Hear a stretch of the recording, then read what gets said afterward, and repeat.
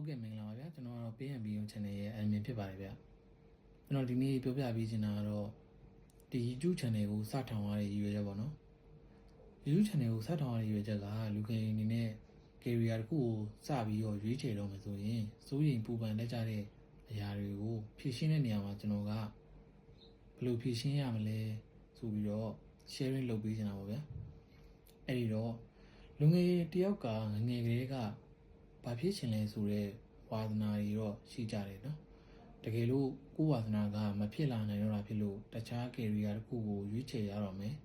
ဒါမှမဟုတ်ရင်ကိုယ်ဝါသနာပါတဲ့ career ကိုပဲရွေးချယ်ပြီးတော့ရှောက်တော့မယ်ဆိုရင်တွေးဖို့ကြတာတော့ငါဒီလမ်းကိုရှောက်ရင်အဆင်ပြေပါမလားနောက်ပိုင်းအောင်မြင်နိုင်ပါမလားအဓိကတွေးဖို့ကြတာတော့ဆက်စချင်းအလုပ်ရပါမလားဆိုတာပေါ့အဲ့တော့ကျွန်တော်ကအဲ့လိုတွေးနေရတဲ့လူတွေအတွက်ဒီ channel ကနေပြီးတော့တစ်ထောက်တစ်နေရာနေပြီးတော့အကူအညီရအောင်လို့ကူညီပေးရှင်လို့ပါဗျဥပမာအနေနဲ့ပြောရရင်ကိုကတာမန်မေဂျာတစ်ခုနဲ့ပွဲရထားတယ်နောက်ထပ်ဥပမာတစ်ခုကကိုကတာမန်မေဂျာတစ်ခုနဲ့ပွဲရထားပြီးတော့ကိုက ID ဘိုင်းဒါမှမဟုတ်တစ်ခုခုပေါ့နော်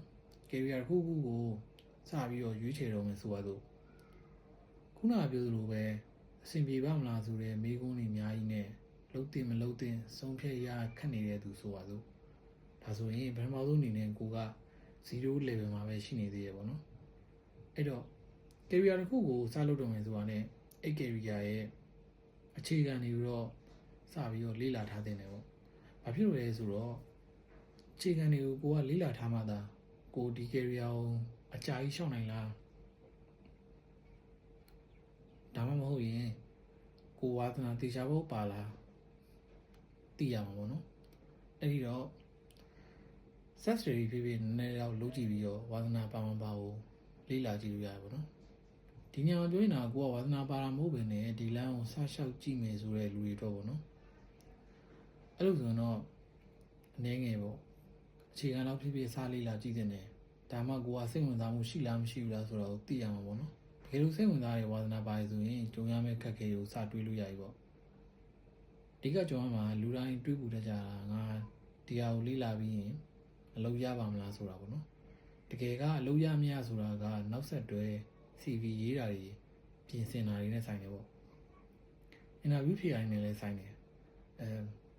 အဲ့တော့လူတိုင်းသိချင်ကြတဲ့အလုပ်ရမရဆိုတာကကို CV ကိုကောင်းကောင်းရေးနိုင်တယ်ပြီးတော့နောက်တစ်ဆင့် interview မှာကောင်းကောင်းဖြေနိုင်နေဆိုရင်အလုပ်ကတော့ရမှသိကြတယ်ဗျအဲ့တော့ဒါတွေဖြစ်လာဖို့ဆိုရင်ကိုယ့်ရဲ့ CV မှာကိုယ့်ရဲ့လုံနိုင်တဲ့ skill တွေပေါ့နော်ဒါတွေကိုပေါ်လွင်အောင်ရေးတတ်ရမယ်ပေါ့နောက်တစ်ဆင့်အနေနဲ့ကအတွေ့အကြုံနဲ့လည်းဆိုင်လာလိမ့်မယ်ပထမဆုံး interview နဲ့လုပ်ရရသူဆိုတာကတော့တော်တော်ရှားတယ်ဗျအဲ့တော့ကျွန်တော်တို့ကကိုယ့် CV ကိုတေချာပြင်ဆင်ပြီးတော့အလုပ်တွေအများကြီးကိုရှောက်ရင်းနဲ့ interview တွေရနေပြီးတော့ခေါ်လာမှာပေါ့နော်ဒါဆိုရင်ပထမဆုံး interview စခေါ်လာပြီဆိုတော့အဲ့ interview ကနေပြီးတော့ကိုကအတွေ့အကြုံယူမယ်အတွေ့အကြုံယူပြီးတော့ landing လုပ်ရင်းနဲ့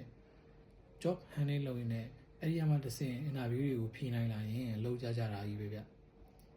ပြောနေတာကကိုက0ပဲရှိသေးတယ်ဘာမှမရှိသေးတဲ့ຢာတစ်ခုကိုတန်ဖိုးတစ်ခုထွက်လာခြင်းတော့ equation တွေထုတ်ပြီးတော့ဖြေရှားသလိုပဲကိုဘက်ကနေပြီးတော့0 level ကနေစမှာဆိုရင်ဆက်စချင်းတော့ဒါတွေကလေ့လာမှာပဲဗျအဲ့တော့လူငယ်တွေစိတ်ပူနေကြတဲ့အပိုင်းကလောက်ဆိုရင်အဆင်ပြေမှာပါတကယ်လို့အလုပ်ဆောက်ဝင်မဲ့လူဖြစ်ဖြစ်ဘယ်ဘိုင်းကိုရှောက်ရမလဲသိချင်တဲ့လူဖြစ်ဖြစ်ကျွန်တော်နဲ့အခမဲ့လာတိုင်ပင်ဆွေးနွေးလို့ရပါတယ်ကျွန်တော်ဒီဗီဒီယိုမှာကျွန်တော်ကိုဆက်သွယ်ရမယ့် Viber နံပါတ်ဖြစ်ဖြစ်ထားခဲ့ပေးပါမယ်ဗျနောက်တစ်ချက်ပြောချင်တာကကျွန်တော်ကအလုပ်တွေနဲ့ချိန်ပေးမှမျိုးသင်တန်းတွေနဲ့ချိန်ပေးမှမျိုးမဟုတ်ဘူးဘယ်လိုလုပ်တင်နေဆိုတာကို sharing လုပ်ပေးုံတက်တက်ပဲဗျ